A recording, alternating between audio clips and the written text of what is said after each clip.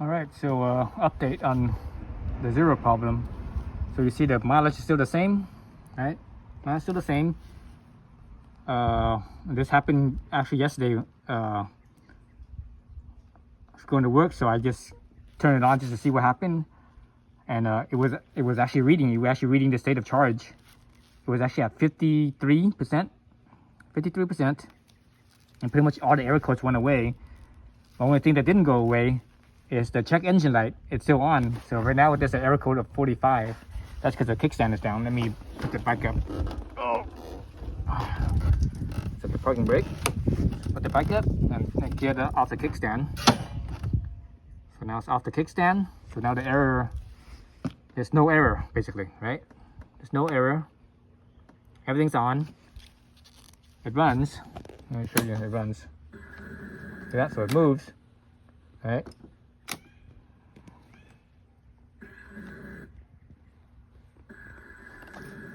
You see it moving, right? All right, so parking brake's on. So anyways, so right now it's flashing because the error code's back on because I put the kickstand down. But anyways, the check engine light's still on, and the charging, it's actually charging. So when I left home yesterday to go to work, I turned on the key just to see what happens, and it actually was reading 52 or 53%. So I was like, oh, it's actually reading now. And I saw the check engine light on. It's not flashing. Nothing flashes. So anyways, I plugged it in, and you know, my wall outlet, I have a timer on it, so I plugged it in so that way I set it so it charges to about 80%, and it went up to 82, 83%. So anyway, so now today I actually have time. I just got home from work, so I have time to go on a test ride and see what's happening. So it seems like everything's working so far. Only problem is that the check engine light stays on the whole time.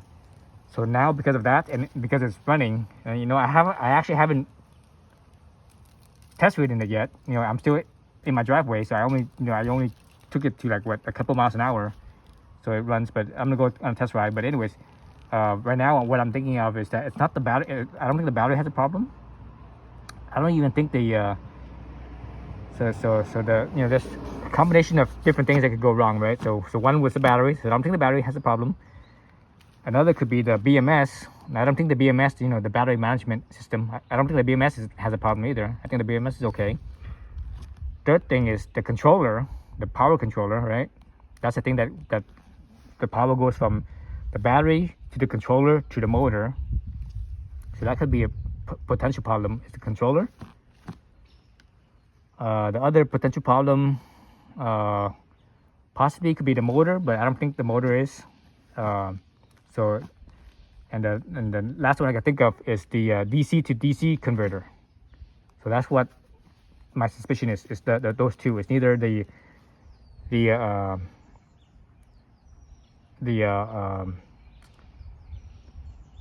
to DC converter, or it could be possibly the controller. Let me see, what else could it be? Other thing it could be is probably, I'm thinking the charger itself. You know, the charger could go wrong. So actually just look real fast, see what I'm talking about. So here, this is the controller right here. So that's the controller. The charger itself is actually underneath right here. It's in the belly pan. So you take off this belly pan right here. That's where the charger is. And the DC to DC converter is actually, I can't remember, it was right underneath right here or right underneath right here. One of these spots is the DC to DC controller. I'm thinking it's back here, because right here, this is the frunk, right? Because I have a frunk right here, right? So I think it's right here. So that's my suspicion. It's one of those three things. So remember that the thing didn't show state of charge, right? It showed 0. So that tells me, you know, when it's showing 0, that tells me potentially this thing, whatever this display or whatever was reading the display, reading the state of charge, is not able to read anything. So that tells me that the suspicion is that it's the DC to DC converter. Again, or it could also be the charger as well. But it did charge, so everything happened. Again, I'm gonna take it on a ride, and I'll see what happened. I'll be back in a second. Okay, so I just went on my test ride. So you see it's now at 95, so basically 5 miles. Went down 7%. It was at what, 82? Yeah, 82. So 75. So the error code is 45 because my kickstand's down, and the flashing light here is because my kickstand's down. But everything went fine. But the check engine light's still on. There's no flashing on that. It's just on constantly. Everything went fine. I have my speed limited to 80 miles an hour on the app. So I did several runs up to 80 miles an hour, and it ran just fine. It ran strong. Everything fine. The regen braking was good. The braking regen was good. Everything felt perfectly normal. The only thing that's not normal is this check engine light is on. That's it. So I'm not sure what's going on. So like I said earlier, it could be either the DC to DC, the charger module, or the what was that called again? Geez, now I can't remember what it's called now. The controller. So those are my 3 suspicions. But my main suspicion, I think, is the DC to DC or the charger controller. One of those 2 things, because I don't think it's the power controller. So the power controller is right here. I don't think it's this. So it's either the charger, it's down here, or the DC to DC right here. So those 2 are my main suspicion. My other suspicion is that maybe a connection is loose. And I've never messed with this thing except for when I first bought it. When I first bought it, I put it on this heated, this switch for a heated vest, right? So I had to open it up and plug it in. The Zero, they have plugs built in, so you have that option. So I plugged it in right in. I didn't splice anything, so I used one of those plugs. That's where this is coming from. So it's possible that when I was doing that in here somewhere, maybe something got loose, and it didn't show until now. But that was a long time ago. That was over 10,000 miles ago. I bought this bike brand new. Not. Let me take that back. I bought it used with only 400 miles. Right, 400 or 450, less than 500 miles. So now it's just over 10,000 miles now. Later. 10,000 and a few hundred miles later. So if that connection was, if there was a connection somewhere that was loose that I caused to be loose, it shows up now. 10,000 miles later, and it's been almost 2 years now. I bought this thing. This is a 2020 model. I bought this thing in 2022 in fall, I believe, fall of 2022. So right now it's summer of 24. So almost 2 years. So that's why I'm not sure if it's a loose connection or not, because if it is loose, I should have. I would think that it would have shown up sooner than that, right? But anyways, what I'm gonna do is I'm gonna take this apart and look at all the connections underneath here, inside here, under the seat and under the front. Check all the connections, and check the wires. Make sure there's no wires that's like burnt up or melted or anything like that. That could be a possibility too. But anyways, so I'm gonna do that first. If I can't figure it out, I guess once everything's open, I could also somehow test the DC to DC, right? I could probably test that. I'm not sure if I'm able to test the controller or not. I'm not sure about testing the charger down here on the battery panel or not either. But for sure, I could test the DC to DC because this battery puts out, I think, around 100 volts.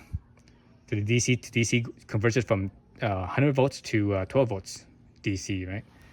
So I could test that and see how that works, if that's working or not. But yeah, so that's what I'm gonna have to do first. I'm gonna do that first, you know, if I can't figure it out, then I'm gonna just have to take this to the dealership, and otherwise, there's nothing else you could do, right? I mean, it's not like anything in here is mechanical, you know. The only thing that's mechanical is the wire connections, and the wires themselves, you know, if they're melted or not. Everything else is all electronics. It's in each module, right? It's in the DC to DC module, or it's in the power controller, or the charger module, right? So internally, there's nothing you can do about those things.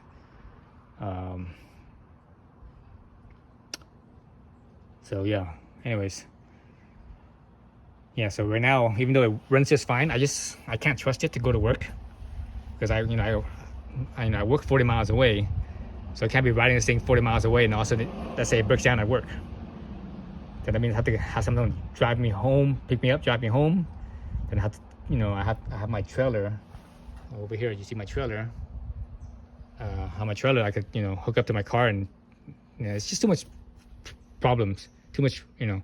And what might be even worse than that is because where I live and where my work is, I have to go through a mountain range, and up in the mountain range, there's no signal up there. So if something happens up there and I break down, I'm kind of screwed, right? So there's no cell phone signal, so I'll be really screwed if I break down up there. So I can't trust this thing right now to go to work with it. So I'm just gonna have to take my gas bike for now. I don't want to, because you know, I don't like to, you know, there's a reason why I got this EV. Got an EV, so that way I don't have to spend money on gas. So it's cheaper, and everything's just cheaper and easier. But I guess, you know, with EVs, it's great until it's not. So when it's not, you're like, what the fuck? You know, unlike a gas vehicle, you know, usually when something goes wrong, you could kind of figure it out. But I mean, with a gas vehicle, ICE vehicle, you could have similar problems too. Like, for example, if something electronic goes wrong, you know, like the ECM or something like that. ECM, ECU, whatever, you know, whatever the manufacturer calls their main engine control module. If that goes wrong, you know, you're kind of like in the same predicament. But anyways, yeah. So that's what's going on with this problem I'm having right now with the you know, with the check engine light and stuff. All right, so that's it for now. That's the update. You probably won't hear from me again for a while, because right now I don't have time to look into this thing. I need to take everything apart. I don't have time for that. But when I get a chance, I would open it up. All right, thanks for watching. Oh, one last thing I forgot to mention. The thing with electronics, you're like, oh, everything's working now. The thing with electronics that seems to be the case, anyways, at least from my experience, is that when something goes wrong, it doesn't just like happen like right away. When something goes wrong, it usually happens like intermittently. So like right now, for example, you know, I had a problem, but also now it's working again. So this could be the beginning of the problem. Sometimes it could be like right away if something burnt.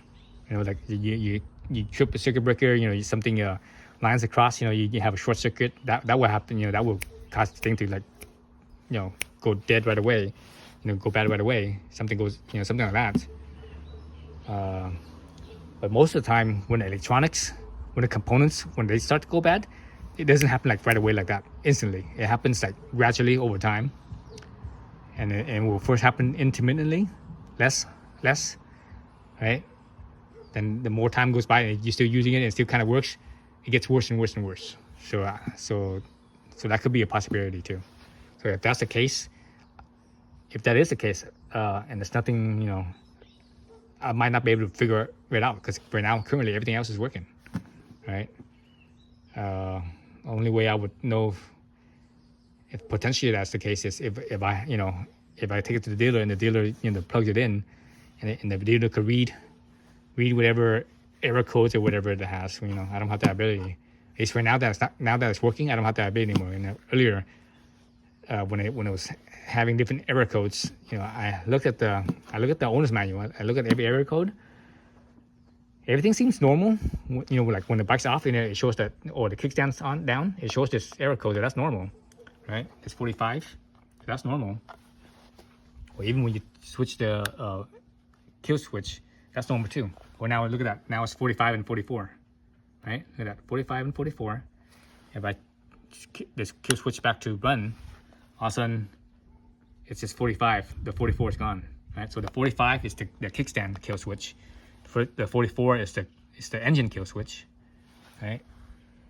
So so those other numbers, most of them, from what I could tell, seems to be normal, except the one that's not is there was something about a CAN bus or something like that, some kind of reading error. So that sounds to me like maybe a connection, loose connection possibly. But anyways, yeah. So again, I'm not still too certain. I have to open this everything up. All right, that's it. Again, thanks for watching. And if you have any suspicion, or you have something similar happen to your ZeroSR, let me know. Yeah, let me know. All right, thanks again. See you guys next time.